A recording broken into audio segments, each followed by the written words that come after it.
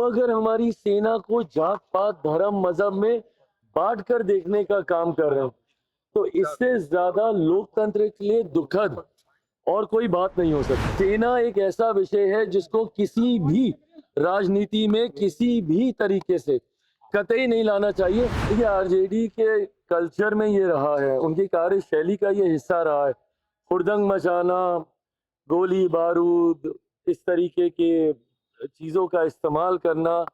ये वही 90 के दौर के ही है ना जिस जंगल राज की हम लोग बात करते हैं। फर्स्ट टाइम वोटर्स को जब हम लोग जंगल राज की याद दिलाते हैं ना, क्योंकि उनको पता नहीं है कि अगर ये आ गए कहीं गलती से भी, आएंगे नहीं बस हाइपोथेटिकली, अगर ये आ गए गलती से भी तो बिहार में आतंक मचा देंगे।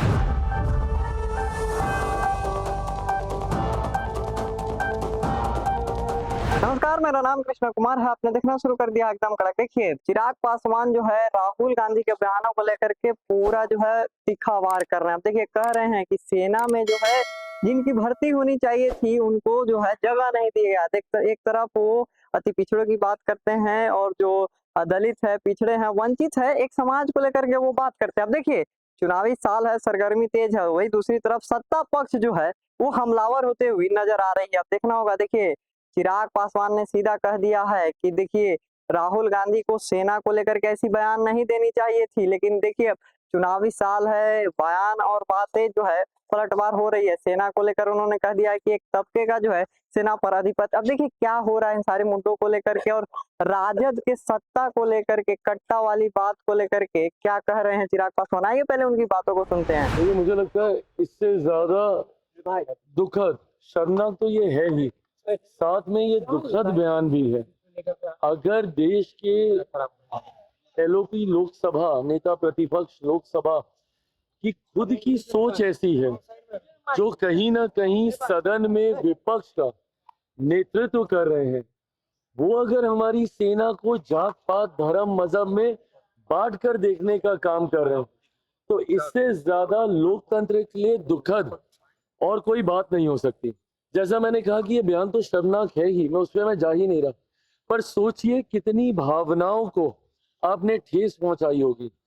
आज जो व्यक्ति सरहद पर खड़ा होगा हम लोगों की सुरक्षा के लिए, आज वो पहली बार सोच रहा होगा कि मेरी जाति क्या है या मेरा धर्म क्या है, जो उसने आज तक किसी भी देशवासी को बचाने के लिए, उनको नहीं पता भैया कि सरहद पे अगर वो सुरक्षा कर रहे हैं तो वो हिंदू की कर रहे हैं, मुसलमान की कर रहे हैं, अगड़ा की कर रहे हैं, पिछड़ा की कर रहे हैं, दलित की कर रहे हैं, महादलित की कर रहे हैं।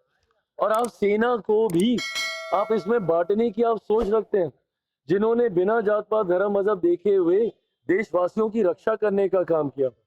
और अगर आपको इतनी ही चिंता है राहुल जी, तो बता दीजिए ना कि देश की सत्ता में लंबे समय तक कौन था शासन में भैया?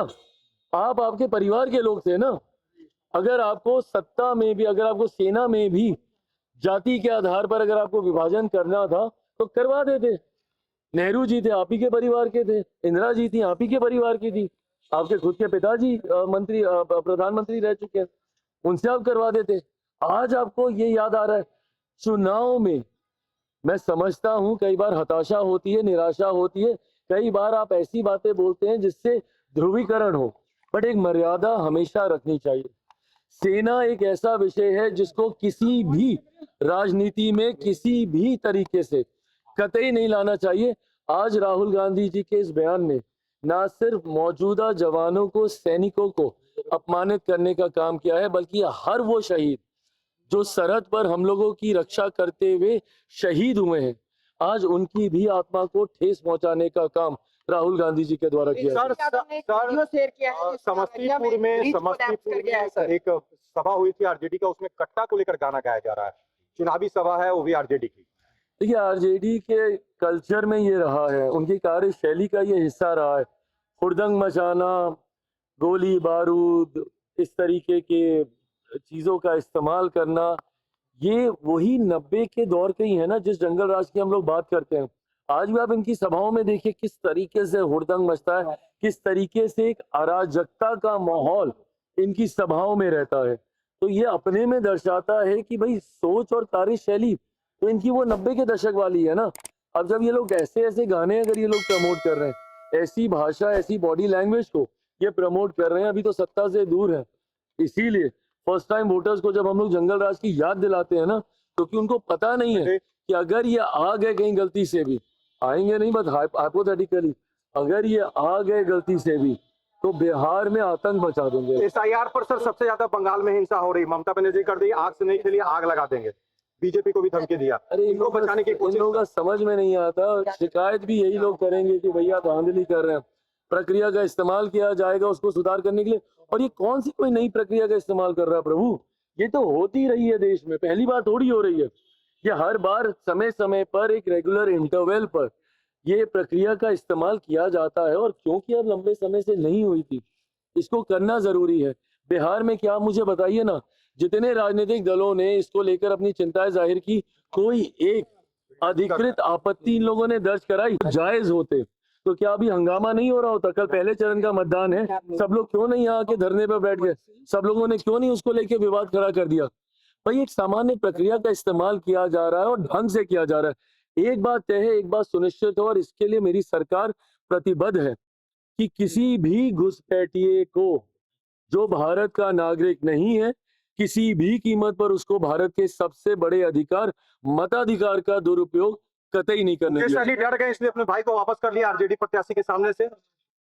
अब डर है या क्या, बट ऐसे फैसले कहीं ना कहीं आपको बैकफुट पे तो दिखाते ही है ना, कि आप एक फैसला लेते हैं और फिर आप उसको विड्रॉ करते हैं, तो ये दर्शाता है कि आप बैकफुट पे हैं, तो ये दर्शा रहा है कि वो घबरा ही है इस चीज को लेकर। तो देखिए आपने उनकी बातों को सुना, कैसे वो कहते हुए नजर आ रहे हैं। तो राहुल गांधी की बात को करें या फिर बात करें हम कट्टे वाली, यानी राजद की सरकार में कट्टे वाली की बात करें, हमने आपने चिराग पासवान की बातों को सुना, कैसे वो कहते हुए नजर आ रहे हैं, राहुल गांधी पे हमलावर नजर आ रहे हैं, तेजस्वी यादव की बातों को लेकर वो कहते हुए नजर आ रहे हैं।